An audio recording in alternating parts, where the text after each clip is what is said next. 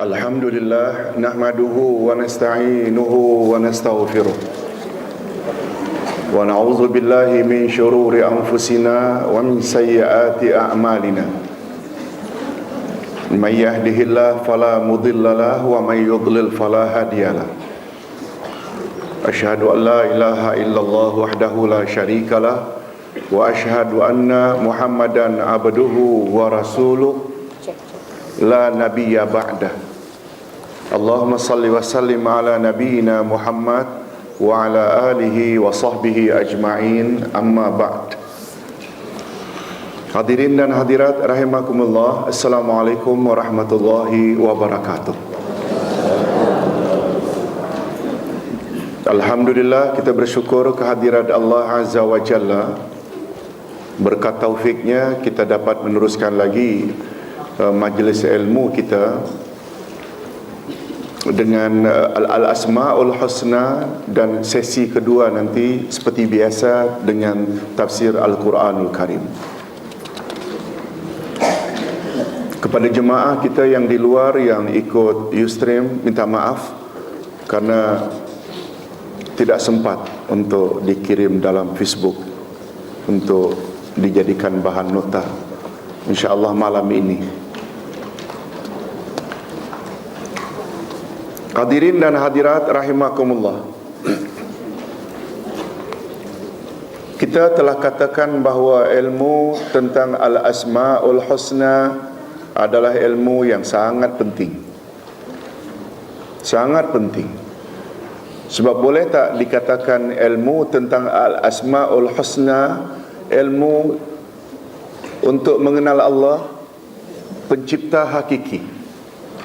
Itu sebabnya kata para ulama, seseorang yang memiliki ilmu apapun dan bagaimanapun tingginya, bila ia tidak memahami Al-Asma'ul Husna, macam dia itu tidak ada ilmu langsung.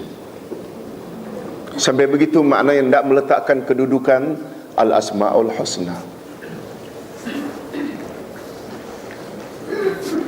Itu sebabnya ulama tauhid selalu sebut awwaluddin ma'rifatullah, awal agama mengenal Allah. Nah, Al-Asma'ul Husna kita hari ini siri yang ke-13. Tolong jangan terbayang ada angka sial. Kita sedang belajar akidah ni. Angka 13 ini justru angka 13 ini membahas satu nama Allah yang bila disebut dua nama ini macam kita menyebut semua Al-Asma'ul Husna. Begitu komen Imam Al-Qurtubi. Di sinilah rahasianya dua nama ini tertera dengan jelas dalam penghulu semua ayat Ayatul Kursi. Betul tak? Nah, hadirin dan hadirat, kita telah belajar apa makna Allah. Itu yang pertama. Yang kedua, Ar-Rabb. Yang ketiga dan keempat, Ar-Rahmanir Rahim. Betul tak? Dia berkaitan Ar-Rahman dan Ar-Rahim. Dan karena berkaitan, juga Ustaz sebut sekali saja.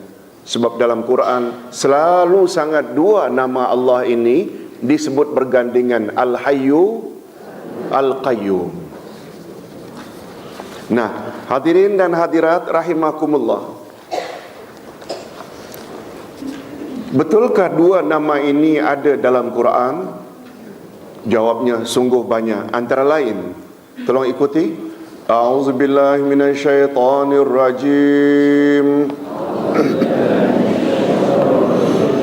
Allahu la ilaha illa huwal hayyul qayyum.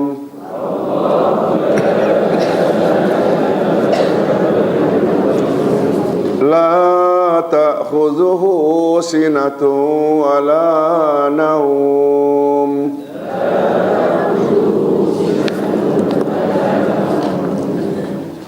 Ada tertulis lahu ini tidak dimaksud ya.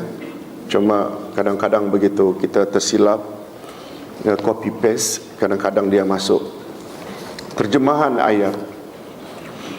Allah tidak ada Tuhan yang berhak disembah melainkan Dia yang hidup kekal lagi terus menerus mengurus makhluknya, tidak mengantuk dan tidak tidur.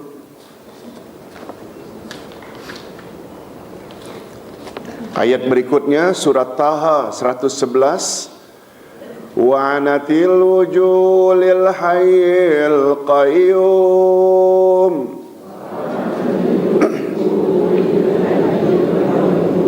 wa qad khaba man hamala zulma.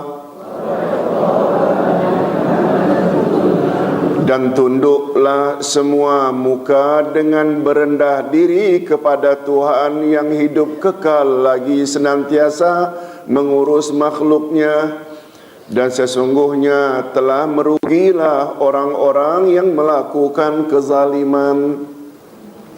Dalam dua ayat ini Allah sebut dua nama agungnya, Al-Hayyu dan Al-Qayyum.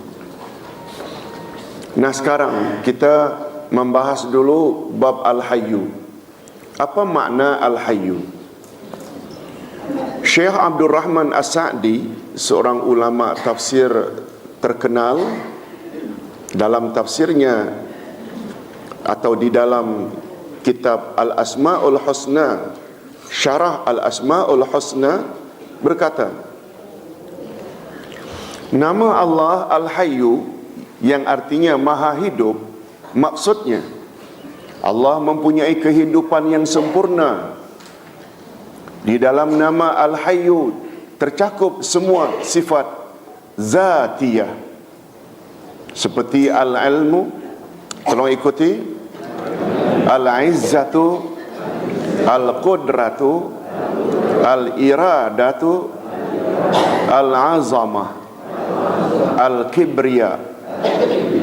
Al-ilmu maknanya ilmu, al-izzatu perkasa, al-qudratu berkuasa, al-iradah berkehendak, al-azamah keagungan, al-kibriya kebesaran, dari kata kabir, dan lain-lain lagi.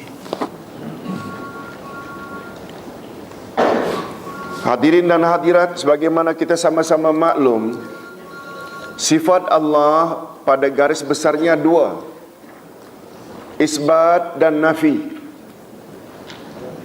Pada garis besarnya sifat Allah ada dua. Kita isbatkan, tetapkan segala sifat sempurna bagi Allah. Itu namanya sifat isbat. Sifat yang kedua kita nafikan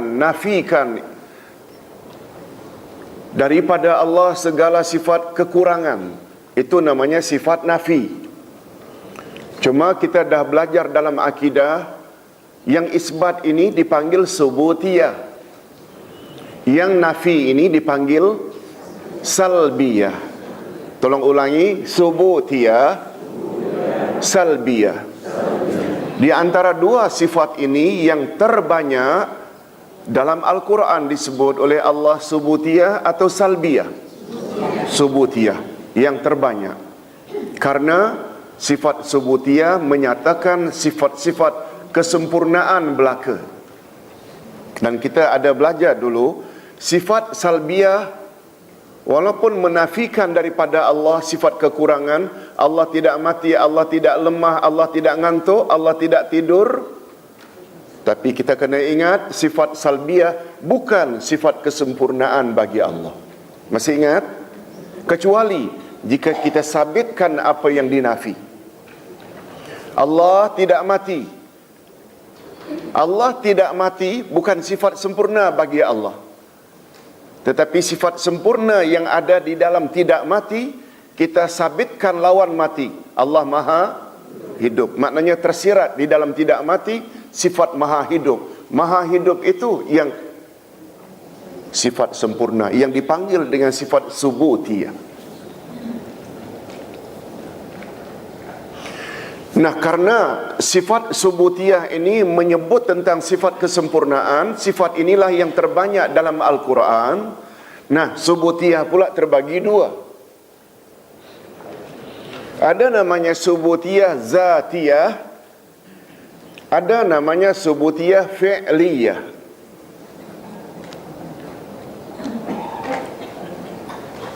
Subutiyah zatiyah, definisinya senang saja. Sifat-sifat sempurna pada sisi Allah yang berkaitan dengan zatnya, atau lebih mudah difahami, mana-mana sifat Allah yang tidak memerlu kepada kehendak.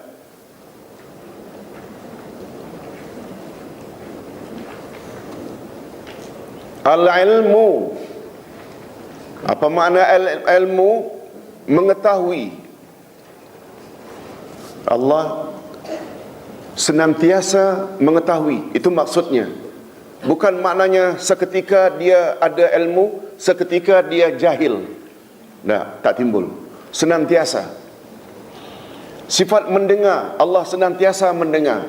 Sifat melihat, senantiasa Allah melihat. Sifat azamah, agung, Allah senantiasa agung. Pernah tak pada satu ketika Allah berada tidak pada sisi keagungan? Enggak, walau 1 second. Bila sifat itu sebati dengan zat Allah dan tak perlu kepada kehendak, itu namanya sifat subutiyah zatiyah. Bila memerlukan kehendak, itu namanya fi'liyah.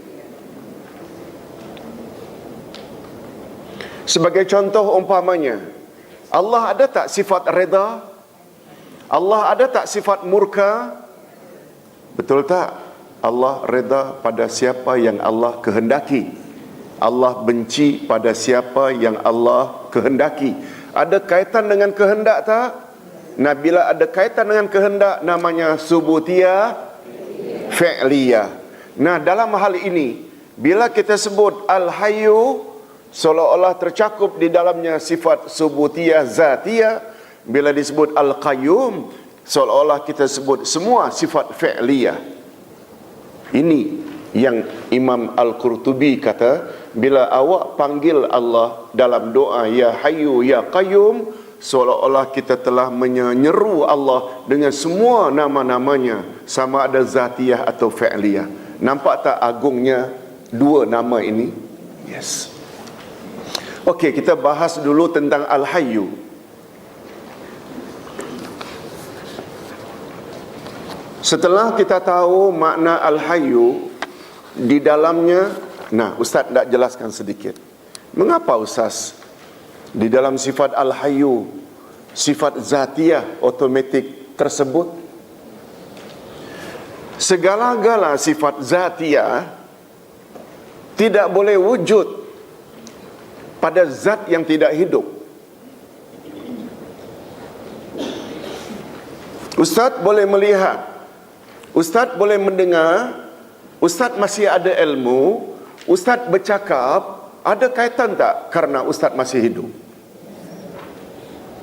Bila Ustaz mati, roh dicabut, mata tak rosak, mata tak berfungsi. Telinga tak rosak, tapi tidak function.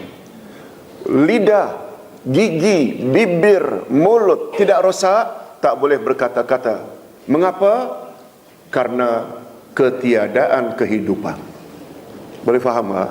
Oleh sebab itu panggil Ya Hayyu, seolah-olah kita panggil Ya Sami, Ya Basir, Ya Alim, Ya Mutakallim. Boleh faham kan? Yes, itu tentang Al-Hayyu. Nah, apa dia ciri-ciri kehidupan di sisi Allah Azza wa Jalla? Adapun ciri-ciri kehidupan Allah, kehidupan yang sempurna di sisi Allah, mempunyai ciri-ciri tertentu yang tidak terdapat di dalam kehidupan yang terdapat pada selainnya. Antaranya, yang pertama, kehidupannya sempurna pada kewujudannya, sempurna pada zamannya.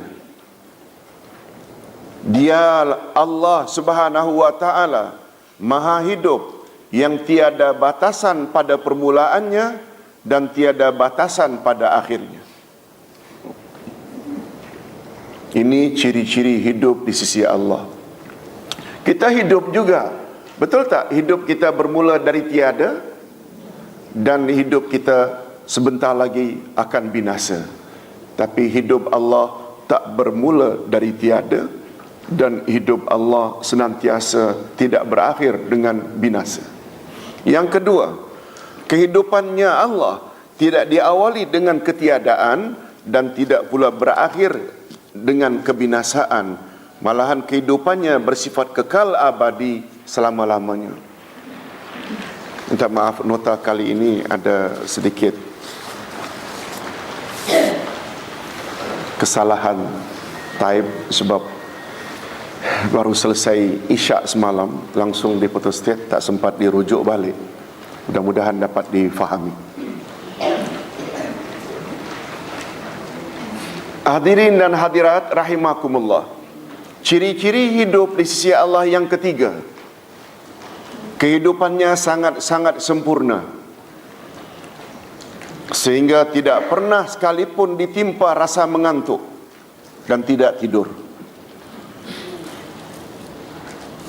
Karena kesempurnaan hidup di sisi Allah, beliau tidak ditimpa sedikit pun rasa ngantuk dan tidur. Kelemahan, kekurangan, lupa, lalai, lemah dan kematian dalam rupa apapun juga. Untuk mudah memahaminya, ketika menjelaskan pada kanak-kanak senang. Hadirin dan hadirat, apa lawan hidup? Mati. Minta maaf, ini soalan bodoh. Tapi untuk memahami, kadang-kadang kita kena tanya. Lawan hidup adalah mati. Mati ada berapa macam? Dua. Ada mati sebenar dan ada mati sementara. Ada tak istilah mati sementara? Bila? Tidur. Mengapa awak kata tidur itu mati sementara? Nabi yang sebut. Sabda Nabi, bila kamu tidur, lalu kalau kamu baca doa, Bismikallahumma wada'tu jambi, dengan namamu ya Allah aku letakkan badanku pada pembaringan. Sekiranya nyawaku ketika aku tidur yang berada dalam genggamanmu, kau kirim balik sehingga aku boleh bangun. Ampunkanlah dosa-dosaku, rahmatilah aku. Tetapi apabila nyawaku ketika aku tidur yang berada di dalam genggamanmu, lalu engkau tahan, maka ampunilah daku. Ini memberi makna dalam tidur kita mati. Ini dikuatkan oleh doa bangun tidur. Alhamdulillahillazi ahyana ba'dama amatana wa ilaihin nusyur. Segala puji bagi Allah yang telah menghidupkan aku balik setelah tadi aku mati. Dan kepadamulah ya Allah tempat aku kembali. Semua itu memberi isyarat kita dalam tidur sebenarnya mati. Cuma namanya mati sementara.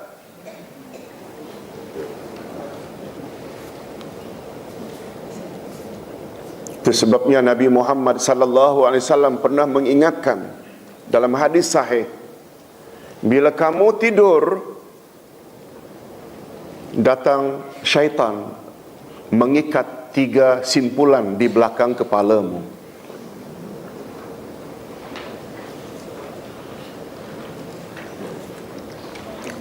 Apabila kamu bangun tidur,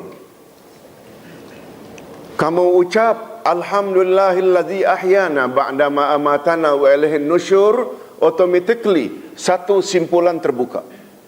Bila kamu uduk, simpulan kedua terbuka. Bila kamu salat subuh, simpulan ketiga terbuka. Kamu akan jadi orang yang cergas. Lihat tu bahayanya bila tak baca doa bila bangun, bila tak uduk, apalagi tak salat. Bila itu tak dibuka, kamu seharian dalam kontrol dan cengkaman iblis. Simpulan itu simpulan maknawi yang tak nampak. Jangan pula ibu-ibu bangun tidur ambil 2 cermin. Tengok Ustaz ni bohong lah, tak ada pun. Simpulan maknawi. Betul tak segala yang Nabi cakap benar belaka?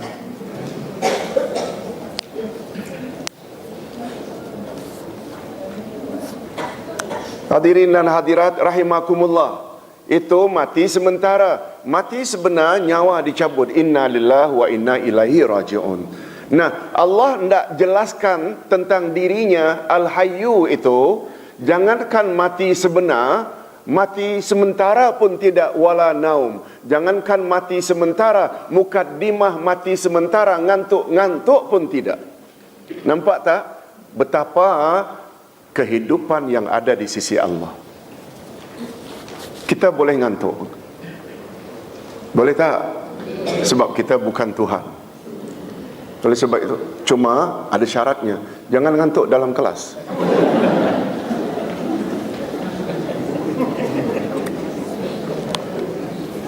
Tapi bagi ustaz, asal datang kelas ngantuk-ngantuklah, dapat pahala juga. Betul lah, tapi kuranglah sikit. Sebab adab menuntut ilmu ada 6, kata Abdullah Al-Mubarak. Pertama, niat. Yang kedua, istima'. Apa istima'? Dengar dengan tekun. Ini masalahnya yang ngantuk ni. Yang ketiga, al-fahmu. Bila ngantuk memang tak faham. Bila dah faham baru al-hifzu, simpan dalam memori. Dah simpan baru al-amalu, amalkan. Dan yang ke-6, sebar-sebarkan ilmu yang kita telah terima. Kata Abdullah Al-Mubarak. Hadirin dan hadirat rahimakumullah. Kita teruskan dengan yang keempat, kehidupannya yang sempurna dengan kekuasaan, mampu melaksanakan kehendaknya dalam semua masa dan keadaan. Itu sebab ada juga, kita juga hidup. Ada tak setengah-setengah pemimpin bila dah sakit dia terpaksa resign, kuasa dah tak ada lagi? Allah kekuasaannya sepanjang zaman. Hadirin dan hadirat rahimakumullah. Kita berpindah kepada kehebatan nama Allah Al-Hayyu. Apa kehebatannya?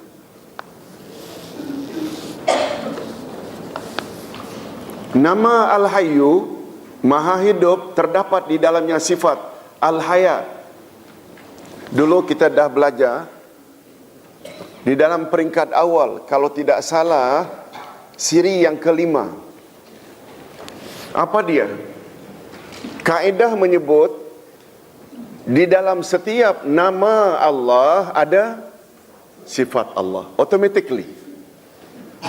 Kalau Allah Subhanahu wa taala mempunyai nama Al-Mutakallim, maka dia ada sifat kalam. Kalau Allah mempunyai nama As-Sami'u, Maha mendengar, dia ada sifat sama'. Kalau Allah mempunyai nama Al-Alimu, Maha mengetahui, dia ada sifat Al-Ilmu. Adalah mustahil Allah menamakan dirinya Al-Mutakallim tapi dia bisu. Adalah mustahil Allah menamakan dirinya As-Sami' tapi dia peka. Adalah mustahil Allah menamakan dirinya Al-Basiru, Maha melihat tapi dia buta. Adalah mustahil Allah menamakan dirinya Al-Alimu tapi dia jahil. Betul tak? Oleh sebab itu, kalau Allah menamakan dirinya Al-Hayyu, Maha hidup, mesti ada sifat apa dalam Al-Hayyu? Hayat. Dah jadi bahasa kita dah. Selagi hayat dikandung badan. Betul tak? Selagi kita masih hidup. Itu sebabnya Ustaz selalu sebut, bila kita dah iktiraf nama Allah yang popular ada 99 nama, Al-Asma'ul Husna, di situ saja dah ada berapa sifat Allah? Dah 99 pula. Ustaz cenderung jangan batasi kepada 20. Sebab Allah mensyaratkan melalui lisan Rasulnya, tolong ikuti, Hadis sahih riwayat Imam Bukhari dan Imam Muslim, inna lillahi tis'atan wa tis'ina isman mi'atan illa wahida man ahsaha dakhalal jannah. Allah memiliki 99 nama, yakni 100 kurang 1. Siapa yang memelihara ke 99 nama itu, dia layak masuk syurga. Makna ahsaha, dulu Ustaz dah jelaskan, ada 3. Pertama, menghitung. Hitung kena sampai berapa?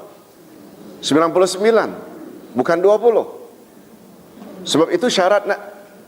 Siapa man ahsaha, siapa yang menghitung semuanya, iaitu dalam bilangan berapa? Itu satu, menghitung. Yang kedua, memahami maknanya. Yang ketiga, berdoa dengannya. Dan yang paling payah yang keempat ni, iaitu beribadat berdasarkan tuntutan setiap nama. Oleh sebab itu, kita taat pada Allah bukan ketika orang ramai saja, ketika di Kuala Lumpur saja. Kita tetap taat pada Allah walaupun sedang berada di Perth, di London, di Washington, di Korea. Apa sebab? Allah mengetahui di mana kita berada. Betul tak? Itu baru satu nama Allah, Al-Alimu. Macam mana Al-Basiru, As-Sami'u? Allah tengok, Allah lihat. Betul tak? Dalam semua keadaan Allah dan di mana kita berada, Allah lihat, Allah mengetahui, Allah mendengar. Tak usah 99, 5 saja dari 99 kita terapkan dengan makna ihsa' tadi, dah jadi orang baik macam mana agaknya kita. Oleh sebab itu, macam mana nak batasi hanya 20? Syaratnya masuk syurga mesti 99. Walaupun kita tahu ada yang mengatakan, Ustaz, 20 itu bukanlah kita hendak membatasi, cuma 20 itu yang wajib kita ketahui. Timbul question mark lagi. Siapa yang menentukan 20? Yang jelas bukan Rasul, bukan Abu Bakar, bukan Umar, bukan Osman, bukan Ali. Ini semua pandangan ulama mutaakhirin. Oleh sebab itu, kita perlu balik tak kepada akidah yang asal. Hadirin dan hadirat, Ustaz tertarik dengan pandangan Dr. Johari Mat ketika membuat satu analisa ajaran yang dibawa oleh Rasulullah sallallahu alaihi wasallam.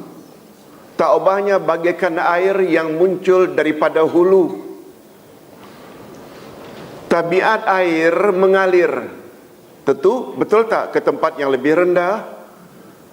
Ujung sana namanya muara. Itu sebabnya namanya muar. Agaknya lah. Betul tak? Air di muara jernih ke sebagaimana di hulu atau keruh? Bukan saja keruh, sampah sarap, kotoran itu dibawa daripada hulu. Kita berada di muara ke di hulu? Ingin mendapat Islam sebenar, mesti balik ke hulu. Itu sebabnya kita cenderung kepada cara salafus salih. Siapa salafus salih? Para sahabat, tabi'in, tabi'in dan tabi'in. Betul tak mereka yang hidup 3 kurun pertama? Itu yang ori. Itu yang asli. Sebab begitu Islam berkembang, orang non-Muslim mula masuk Islam. Hindu, orang Yahudi, orang Nasrani. Betul tak masing-masing mereka membawa ajaran agama masing-masing dahulu? Mula ada pencemaran. Islam datang ke Nusantara pada abad yang ke-13, 1292, melalui Perlak dan Pasai di Medan, atau dari Cina. Betul tak sebelum Islam datang, Nusantara ini gelap dengan Hindu? Ustaz tak kata orang India tu gelap, bukan. Akidahnya gelap, betul tak? Akidahnya gelap. Datang cahaya dari Islam dah mula. Tak usah lama, 20-30 tahun yang lalu, masih banyak tak bila ada kenduri dan doa, ada bara api. Sampai hari ini renjis-merenjis, bukan saja pengantin, beli kapal terbang, beli kapal selam, semuanya renjis. Semua itu ada tak unsur-unsur Hindu? Bila kita tak bersihkan, hancur kita punya akidah. Ini maksudnya. Bapa-bapa dan ibu-ibu yang dihormati sekalian, jadi mari kita balik kepada akidah yang asal. Nabi pernah tak memuji dan menyanjung 3 kurun pertama? Hadis sahih riwayat Imam Muslim. Tolong ikuti. Khairun nasi qarni, summal ladzina yalunahum, summal ladzina yalunahum. Sebaik-baik manusia ialah orang yang hidup sezaman denganku, sekurun denganku, kemudian kurun berikutnya, kemudian kurun berikutnya. Sampai 3 kurun Nabi stop. Ulama menyimpulkan bahawa 3 kurun pertama itulah kurun yang terbaik, dan itulah yang dipanggil dengan salafus saleh. Salaf maknanya orang-orang dahulu, saleh yang saleh-saleh.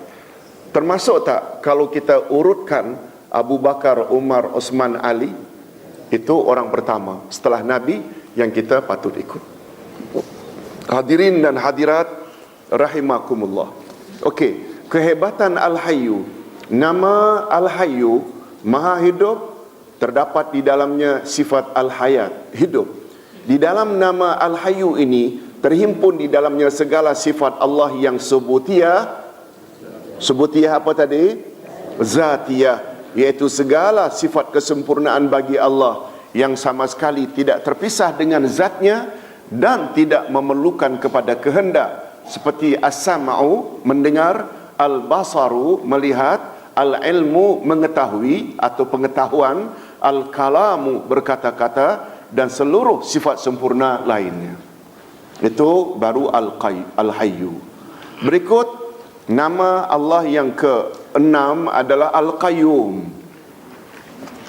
Oh, banyak lagi nampak yang tak sampai 99. Mudah-mudahan Allah panjangkan usia kita. Amin ya rabbal alamin. Tapi jangan bimbang, dalam satu-satu nota berikut minimal Ustaz akan bawa 2. Bila berkaitan mungkin sampai 3-4 nama yang berkaitan, berdekatan. Betul tak? Biar kita sekali jelaskan. Nah, Al-Qayyum pula, menurut bahasa, perkataan Al-Qayyum diambil dari lafaz Al-Qiyam, maknanya berdiri atau bangun. Sedangkan Al-Qayyum pula adalah sighah mubalaghah. Tolong ikuti. Yaitu bentuk yang menyatakan berlebihan atau bersangatan dengan wazan atau timbangan fa'ul. Sifat yang terdapat di dalam nama Allah Al-Qayyum ini ialah sifat, tolong ikuti, qiyamuhu binafsi. Terjemahan literalnya, literal translation qiyamuhu binafsi, berdiri dengan sendirinya. Betul tak? Demikian yang kita diajar oleh guru-guru lama. Betul itu terjemahannya, cuma literal translation. Al-Qayyum itu nama Allah. Sifat yang ada di dalam Al-Qayyum, qiyamuhu binafsi, dia berdiri dengan sendirinya. Terjemahan moden hari ini, qiyamuhu binafsi, dia mengurus makhluk terus menerus tanpa henti. Itu maksudnya. Mungkin dengan terjemahan moden ini, anak-anak muda hari ini lebih mudah memahami berbanding dengan dia berdiri dengan sendirinya. Dia mengurus makhluk terus menerus tanpa henti. Mungkin itu lebih mudah difahami oleh anak-anak hari ini. Itulah sebabnya ia selalu diterjemahkan pada masa silam dengan berdiri dengan sendirinya. Agar mudah difahami, maka makna Al-Qayyum dapat juga diartikan dengan Allah Maha mengurus makhluknya terus menerus tanpa henti. Hadirin dan hadirat, Itu sebabnya umur angkasa yang sudah begitu lama, di mana planetnya juga bergerak dan menurut orbitnya masing-masing, siapa yang mengurus itu? Kalau Allah ngantuk sesaat saja, accident dah semua. Itu sebabnya bagi Allah, kalau tidak mengkiamatkan dunia ni mudah tak? Dirosakkan saja sistem itu, hancur. Yang selama ini belum kiamat, karena Allah terus urus. Ada tak masanya akan hancur? Senang saja bagi Allah. Sebagaimana hari ini kita nak menghancur satu-satu bangunan, cukup saja dengan remote control. Betul tak? Allah lebih hebat lagi. Bapak-bapak dan ibu-ibu yang dihormati sekalian, ciri-ciri qayyumiyah Allah. Di dalam nama Allah Al-Qayyum terdapat beberapa ciri-ciri yang tidak akan terdapat pada selainnya. Antaranya ialah Allah mengurus makhluknya dengan sendirinya, secara mutlak, secara azali, dan untuk selama-lamanya. Dia tidak berhajat atau memerlukan kepada sesiapapun. Ini menunjukkan betapa sempurnanya kuasa Allah. Yang kedua, Allah mengurus segala makhluknya. Minta maaf. Allah mengurus segala makhluknya, apakah di langit atau di bumi, semuanya tidak akan wujud dan baik kecuali dengan taufiknya. Semua makhluk faqirah, iaitu berhajat kepadanya, sehingga arash dan hamalatul arash, malaikat pengangkat arash, tidak akan wujud dan tidak akan mampu mengangkatnya tanpa izinnya. Sedangkan dia pula tidak berhajat kepada sesiapapun. Di dalam kitab Al-Wabil oleh Imam Ibnul Qayyim, yang menceritakan tentang 100 faedah zikrullah, 100 kegunaan atau faedah zikrullah. Salah satu daripada 100 kegunaan zikrullah, zikrullah bukan saja dapat menguatkan rohani, tapi juga jasmani. Lalu beliau bawalah beberapa dalil. Antara lain pertanyaan Fatimah kepada Rasul, macam mana hendak menguatkan jasad sehingga dapat buat kerja rumah tangga sendiri tanpa khadam, tanpa maid. Pernah tak Fatimah tanya, yang Nabi ajar supaya baca apa sebelum tidur? Subhanallah 33, Alhamdulillah 33, Allahu Akbar 33. Dan diakhiri dengan yang ke-100, La ilaha illallah wahdahu la syarikalah. Ajaran Nabi itu juga diamalkan oleh Ali bin Abi Talib. Itu sebabnya Ali orang yang cukup perkasa. Ustaz tak pasti dah sampaikan di sini atau belum. Sudah. Yang tadi itu sudah, memang sudah. Cuma yang satu lagi ini, yang satu ini sudah atau belum, yaitu bila kita amalkan pagi dan petang 10 ayat dari surat Al-Baqarah, Allah akan pelihara diri kita, keluarga kita dan harta kita. Itu juga sudah. Cuma bacaan yang sama bila dibaca sebelum tidur. Sudah atau belum? Waduh, sedap lagu itu. Belum. Tadi bacaan yang sama, Ustaz ulang. 33 subhanallah, 33 alhamdulillah, 33 Allahu Akbar, yang ke-100 la ilaha illallah. After salat subuh, setelah salat fardu. Fadilatnya Allah akan hapus dosa-dosa kita walau sebanyak buih di atas laut. Itu bila dibaca, timingnya bila? After salat fardu. Tapi bila kita baca bacaan yang sama before tidur, maka fadilatnya lain, iaitu dapat menguatkan jasmani. Nah, Ustaz nak tambah, bila 10 ayat 5 ayat pertama Al-Baqarah, Alif Lam wa ulaika humul muflihun. Tambah 3 lagi Ayatul Kursi, dan berikutnya la ikraha fid din dan Allah waliyul ladzina amanu. Tambah 3 lagi ayat terakhir lillahi ma fis samawati wa ma fil ard, sampai fansurna 'alal qaumil kafirin. 10 ayat atau 11 ayat. Okey. Kegunaannya supaya Allah protect kita punya diri, ahli keluarga dan harta kita. Nah, ini terbaru, Ustaz dapat buku itu ketika umrah 10 Ramadan terakhir yang lalu. Bacaan yang sama, bila kita baca before tidur malam, Allah akan kuat ingatan kita menghafal Quran. Bagus, bacaan yang sama. Bacaan yang sama. Bagus tak? Kita amalkan. Amalkan. Hadirin dan hadirat rahimakumullah. Kita teruskan. Yang ketiga, Ustaz sedang bercakap tentang Hamalatul Arsh. Dalam kitab Al-Wabil, Imam Ibnul Qayyim menyebut makhluk pertama yang Allah cipta adalah Arash. Ada riwayat mengatakan qalam. Setelah Arash dicipta, Allah cipta pula malaikat pengangkat Arash. Ada berapa malaikat pengangkat Arash? 8 malaikat. Setiap satu bernama Hamalatul Arash. Hamalatul Arash. Hamalah itu maknanya pengangkat.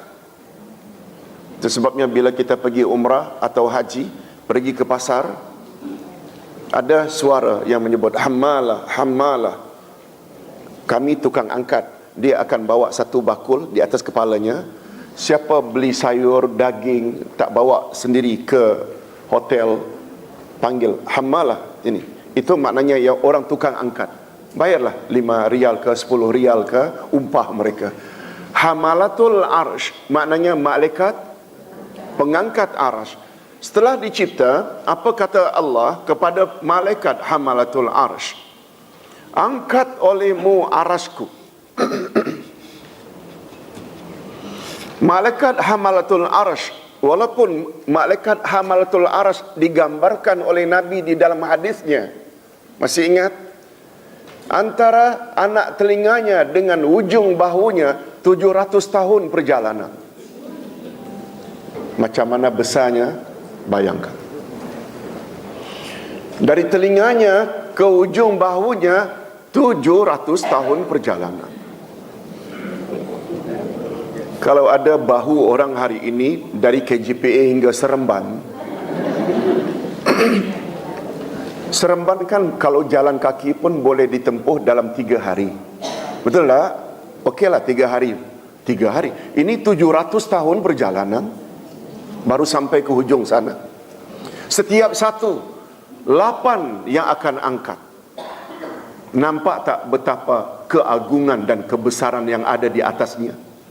Allah bersemayam di atas Arash. Betul tak? Bayangkan.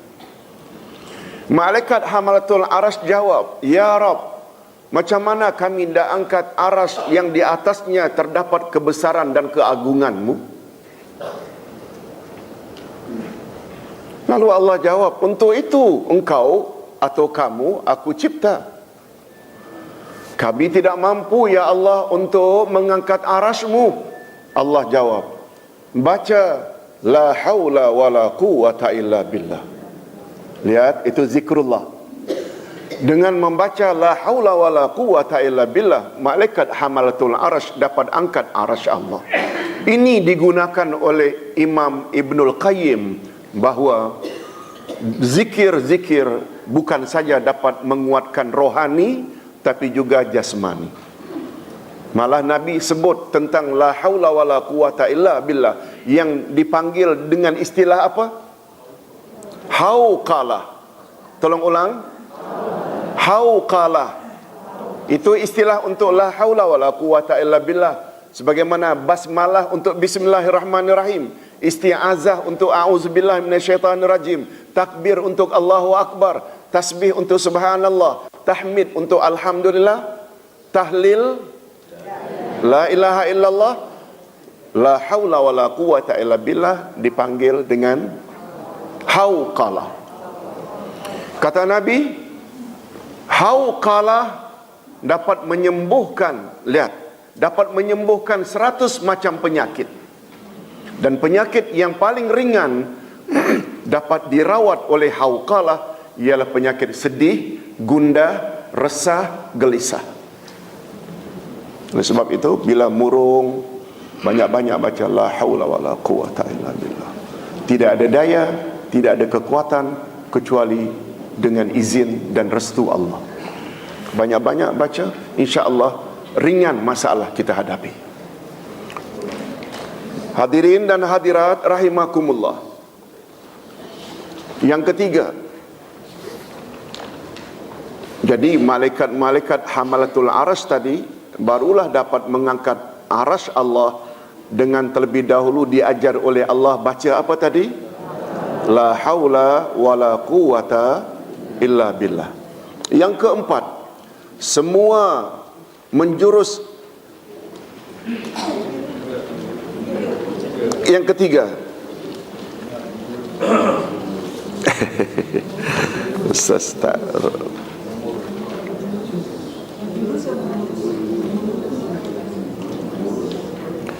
dia mengurus semua, atau dia mengurus segalanya, atau dia yakni Allah mengurus segala-galanya. Apakah makhluk atas yaitu langit, atau makhluk bawah, dan segala makhluk yang terdapat di antara keduanya. Betul tak? Yang mengurus adalah Allah. Dan sebabnya tadi kita artikan Al-Qayyum itu Allah mengurus makhluk terus menerus tanpa henti. Dialah yang mengurusnya, memberinya rezeki, memeliharanya dalam semua waktu dan keadaan. Yang keempat, di dalam nama Allah Al-Qayyum tersimpul di dalamnya segala sifat Allah yang subutiyah, zatiyah atau fi'liyah. Fi'liyah seperti sifat Al-Khalq, mencipta, Ar-Rizq, memberi rezeki, Al-In'am, memberi nikmat, Al-Ihya, menghidupkan. Maaf, ada slash itu tak ada sebenarnya. Al-Ihya, alif lam, hamzah di bawah, langsung ha. Al-Ihya, menghidupkan, Al-Imatah, mematikan. Betul tak? Semua perkara ini atau sifat ini ada kaitan tak dengan kehendak Allah? Dia nak cipta siapa, nak beri rezeki pada siapa, nak turunkan nikmat pada siapa, nak hidupkan siapa, nak mematikan sesiapa? Ada tak kaitannya dengan kehendak Allah? Oleh sebab itu, dia dipanggil subutiyah fi'liyah. Nah, jika bergandingan dua nama Allah ini, lihat Ustaz terlepas pandang, tidak masukkan dalam kurungan itu. Dua nama Allah ini, Al-Qayyum, Al-Hayyu dan Al-Qayyum, selalu disebut oleh Allah di dalam Al-Quran dan di dalam hadis secara bergandingan. Secara bergandingan. Di bawah ini akan disebut beberapa contoh. Tolong ulang sekali lagi. Allahu la ilaha illa huwal hayyul qayyum.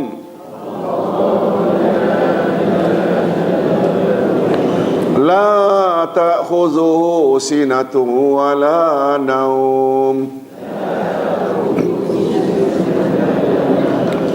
Allah, tidak ada Tuhan yang berhak disembah melainkan Dia.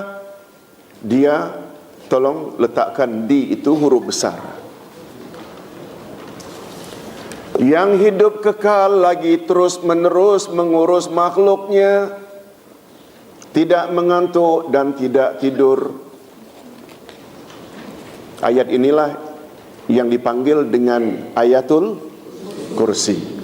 Nah, Disebut Al-Hayyu dan Al-Qayyum juga banyak terdapat di dalam hadis Nabi sallallahu alaihi wasallam. Tolong ikuti. Man qala astaghfirullahal azim alladzi la ilaha illa huwal hayyul qayyum wa atubu ilaih ghufira lahu wa in kana farra minaz zuhuf. Barang siapa membaca doa ini atau zikir ini, yang artinya aku mohon ampun kepada Allah yang Maha Agung, tiada Tuhan yang berhak disembah melainkan Dia, yang Maha hidup lagi Maha mengurus makhluk terus menerus tanpa henti, dan aku bertobat kepadanya. Wa atubu ilaih, sampai di situ. Bila bacaan itu dia baca, niscaya Allah mengampuninya walaupun dia pernah lari dari medan peperangan. Medan peperangan termasuk dosa besar tak? Bila lari pun diampuni oleh Allah dengan membaca doa ini. Dan di dalamnya ada nama Allah Al-Hayyu dan Al-Qayyum. Jika berhimpun kedua-dua nama Allah tersebut, yakni Al-Hayyu dan Al-Qayyum, maka bermakna berhimpunlah segala sifat kesempurnaan. Nama Al-Hayyu tersimpun di dalamnya segala sifat subutiyah zatiyah, sedangkan nama Al-Qayyum pula tersimpul di dalamnya sifat subutiyah fi'liyah. Kedua-dua nama Allah ini terdapat di dalam ayat yang sangat istimewa sehingga disebut oleh Nabi sallallahu alaihi wasallam sebagai penghulu ayat-ayat Al-Quran, iaitu Ayatul Kursi. Dan atas dasar ini pula lah para ulama memasukkan dua nama Allah ke dalam Asma'ullahul A'zam. Tolong ulang. Asma'ullah Al-A'zam, yang artinya nama-nama Allah yang Maha Agung. Bila ditanya siapa cakap Al-Hayyul Qayyum itu dua nama Allah yang azim, yang agung, Nabi yang cakap. Ini dia. Coba dengar sabda Nabi sallallahu alaihi wasallam. Allahumma inni as'aluka bi anna lakal hamda la ilaha illa anta wahdak la syarika lak al-mannan ya badi'as samawati wal ard ya zal jalali wal ikram ya hayyu ya qayyum inni as'aluka. Nah, setelah titik-titik itu sebut hajat kita. Ini sesungguhnya aku as'aluka, memohon padamu agar anakku lulus dalam peperiksaan SPM dengan cemerlang. Sambung, walau dalam bahasa Melayu kita, tak jadi masalah. Allah faham semua bahasa. Tapi kalau boleh jangan di dalam salat, di luar salat. Apa makna? Coba tengok. Wahai Allah, sesungguhnya aku memohon kepadamu, sesungguhnya bagimu segala pujian. Tiada Tuhan yang berhak disembah melainkan Engkau, pemberi nikmat. Wahai yang Maha Pencipta langit dan bumi tanpa contoh sebelumnya. Wahai yang Maha Agung lagi Maha Mulia. Wahai yang Maha Hidup lagi Maha mengurus makhluk terus menerus tanpa henti, aku memohon kepadamu. Sebut kita punya hajat. Hadirin dan hadirat, ketika Nabi dengar seorang sahabat berdoa dengan doa ini, coba dengar apa komen Nabi. Tolong ikuti. Laqad sa'altallaha bismihil a'zam alladzi idza du'iya bih ajaba wa idza su'ila bih a'ta. Sesungguhnya engkau telah memohon kepada Allah dengan nama-namanya yang maha agung, yang jika dia dipohon dengan nama itu niscaya doamu dikabulkannya, dan jika dia diminta dengan namanya itu niscaya permintaan itu diberinya. Hadis sahih riwayat An-Nasa'i. Jadi banyak-banyak kita memohon kepada Allah dengan menggunakan doa tadi. Apa saja hajat, sama ada hajat dunia atau hajat agama. Nah, bapa-bapa dan ibu-ibu, terakhir sampailah kita kepada samarat. Samarat makna asalnya buah, result, hasil. Apa kesan atau hasil dari meyakini dua nama Allah itu, Ya Hayyu Ya Qayyum, sebagaimana yang dijelaskan terdahulu? Ada dua yang Ustaz dapat kesan. Dua nama Allah Al-Hayyu dan Al-Qayyum akan memberi kesan pada diri orang yang beriman. Antaranya, pertama, dia akan menjadi orang yang mempunyai sifat tawakal yang tinggi, serta akan menyerahkan dirinya hanya kepada Allah secara zahir dan batin, dalam apa yang diharapkannya dan dalam perkara yang dia takuti. Pada Allah saja dia bertawakal. Hadirin dan hadirat, apa makna tawakal?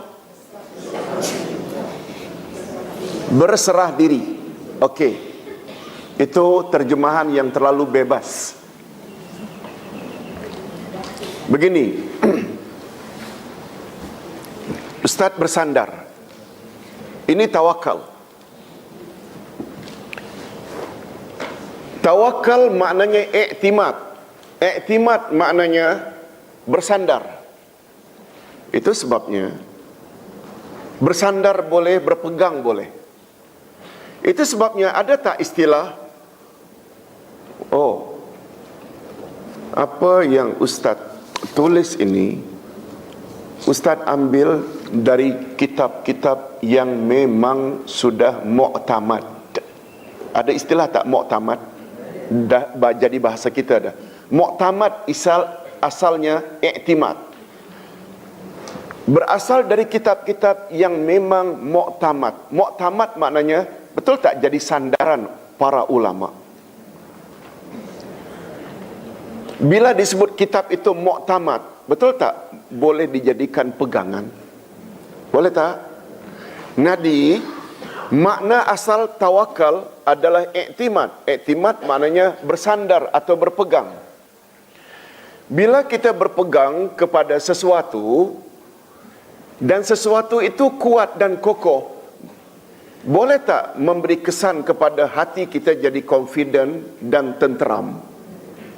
Kita umpamanya dilanda oleh tsunami, dalam keadaan terhuyung-hayang, dapat berpegang hanya pada ranting yang kecil. Masih goyang tak? Memang berpegang, tapi ranting yang kecil.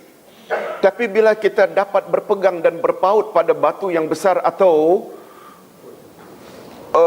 pokok kayu yang sebesar pelukan, betul tak? Jiwa kita akan rasa confident, akan selamat. Betul tak? Ini maksudnya. Bila kita berpegang pada Allah, Quran, berpegang pada sunnah Nabi yang sahih, betul tak kita jadi confident dalam beragama? Betul tak? Betul tak? Tak ada yang boleh mengatasi Quran dan sunnah dari sudut kekuatan? Yes. Oleh sebab itu, kalau Ustaz boleh buat contoh, mengapa Siti Hajar, ibu-ibu, tidak merasa takut ditinggalkan Ibrahim dengan anak dalam gendongan, tanpa rumah, tanpa makanan, tanpa pakaian, tanpa yang cukup di padang pasir Mekah?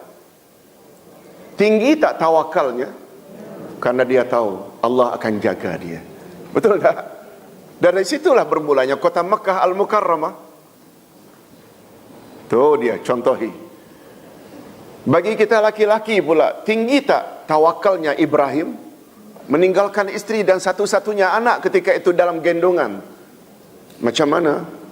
Bapak-bapak, bila dah umur 70 tahun dah, baru dapat anak, sayangnya luar biasa. Tapi karena Allah yang suruh, Nabi Ibrahim tinggalkan pergi ke Palestin.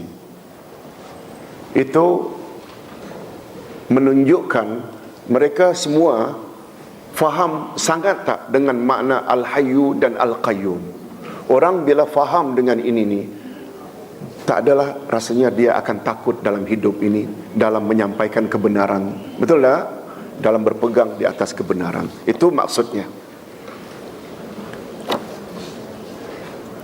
Dia akan menjadi orang yang mempunyai sifat tawakal yang tinggi serta akan menyerahkan dirinya hanya kepada Allah secara zahir dan batin dalam apa yang diharapkannya dan dalam perkara yang dia takuti.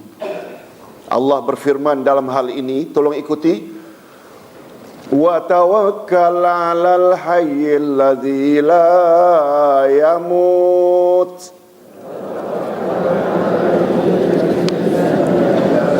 wasabbih bihamdih, dan bertawakallah kepada Allah yang hidup kekal yang tidak mati, dan bertasbihlah dengan memujinya.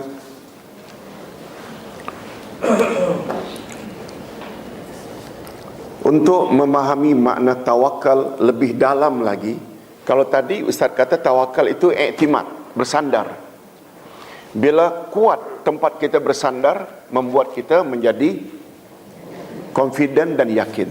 Nah, Ustaz nak jelaskan makna tawakal dari angle lain.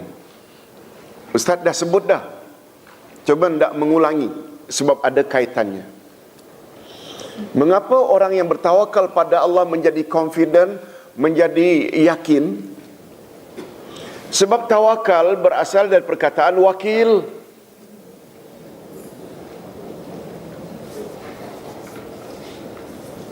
Tolong ikuti ayat 48 dari surah Al-Ahzab. Wala tuti'il kafirin wal munafiqin wada' azahum wa tawakkal 'ala Allah wa kafa billahi wakila. Terjemahan ayat: janganlah kamu patuhi kehendak orang kafir dan orang-orang munafik. Allah larang Nabi supaya jangan mematuhi siapa? Orang kafir dan orang. Apa kata Allah? Wada azahum, jangan kamu hiraukan gangguan mereka. Wa tawakkal 'ala Allah, tapi kamu mesti tawakal pada Allah. Kemudian apa kata Allah? Wa kafa billahi wakila, cukuplah Allah menjadi wakilmu. Jadi perkataan tawakal diambil dari kata bapak-bapak dan ibu-ibu. Bila hendak buat acara pertunangan anak kita, kita sebagai parent biasanya akan pilih seseorang untuk menjadi wakil kita sebagai juru cakap. Betul tak? Nah, wakil yang kita akan pilih itu orang yang ada wibawa atau penyangak. Janggut kata penyangak. Luar biasanya. Orang yang baik akhlaknya atau orang yang jahat? Orang yang lancar bercakap ke atau yang gagap-gagap? Orang yang pelupa ke atau orang yang kuat ingatan? Betul tak? Kita akan cari orang yang terbaik dalam masyarakat untuk jadi juru cakap bagi pihak keluarga. Bila juru cakap itu bercakap lancar dan betul tak parent confident? Nah, sekarang kita serahkan kepada Allah yang kekuatannya tiada bandingannya, yang maha mengetahui, yang maha fasih, yang maha. Mengapa kita tidak confident bila bersandar pada dia sebagai wakil kita? Bila dia protect kita, betul tak? Tak ada siapa yang boleh jentik kita. Kasarnya kan macam itu, Pak. Tidak memahami anak-anak, kita fahami cara macam itu, lebih masuk dia. Itu dia makna tawakal. Bila diartikan tawakal dengan serah diri, betul tak, Pak? Kita kena kembali kepada makna asal. Bila kita sudah serahkan pada Allah, itu sebabnya Allah kata wakafa. Kafa itu enough. Cukuplah Allah sebagai wakilmu. Bila Allah yang protect Nabi, tak ada siapa yang boleh ganggu Nabi. Boleh faham? Baik, hadirin dan hadirat rahimakumullah. Nah, yang satu lagi, rupanya kesan dari keimanan kita terhadap dua nama Allah itu, dia, yakni Allah, akan selalu orang tersebut, di sini maknanya orang yang beriman itu. Orang yang beriman itu akan selalu menggunakan dua nama Allah tersebut ketika berdoa. Doa yang diawali dengan menyebut dua nama tersebut akan segera diperkenankan oleh Allah Subhanahu wa taala. Tolong ikuti, ya hayyu ya qayyum bi rahmatika astaghits. Wahai orang yang wahai Allah yang maha hidup, lagi maha mengurus makhluk terus menerus tanpa henti, dengan rahmat-Mu aku mohon pertolongan. Hadis derajatnya hasan, kuat dan baik, riwayat Imam Tirmizi. Dan menurut Nabi, doa ini sangat berguna jika memohon agar dihindarkan dari rasa sedih dan gundah.